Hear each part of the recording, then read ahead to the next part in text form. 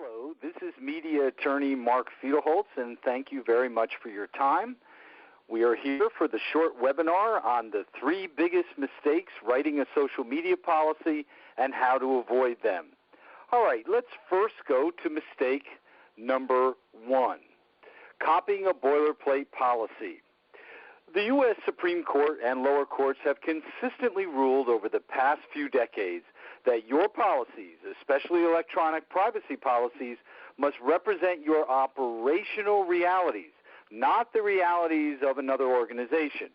For instance, you may have open cubicles in your organization, and the organization you copied the social media policy from may have offices with closed doors.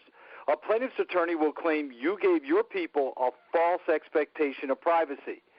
The operational realities principle was announced in the 1987 U.S. Supreme Court case of O'Connor v. Ortega.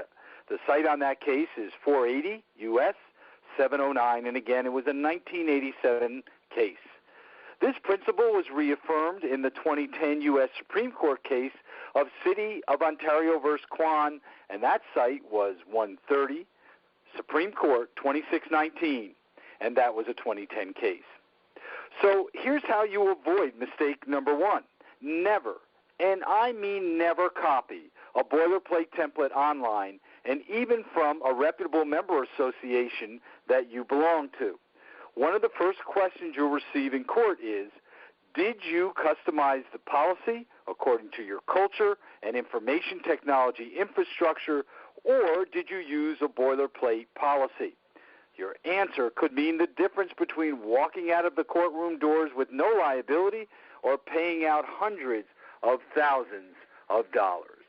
All right, now let's move to mistake number 2, inadequate training.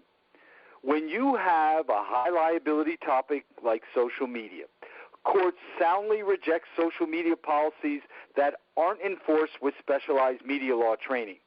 You can't just hand out a written policy and think you're set. You're not set. Back in 1989, the U.S. Supreme Court ruled in the city of Canton, Ohio v. Harris, and the site on that is 489 U.S. 378, that when the need for more or different training is so obvious, it's deliberate indifference to not provide employees with in-depth training on that particular issue.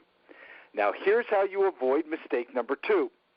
Since courts view your employees as high liability broadcasters, you must have specialized media law training. And make sure the instructor is an experienced media lawyer who knows how to teach and connect with your employees. In a lawsuit, the plaintiff's attorney will scrutinize your instructor's credentials, class workbook, and overall training program in court. All right, now let's move to our last mistake, mistake number 3, thinking any attorney can teach social media liability. Today's attorneys are specialists. You can't expect your busy in-house attorney to spend hundreds of hours each month to stay current on the fast-changing area of social media liability like I do.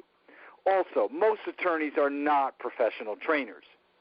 So here's how you avoid mistake number 3. Hire an outside media law expert to teach your employees. Make sure this person has passion for teaching media law and the ability to cut through the legal jargon so employees can understand and implement the attorney strategies right away.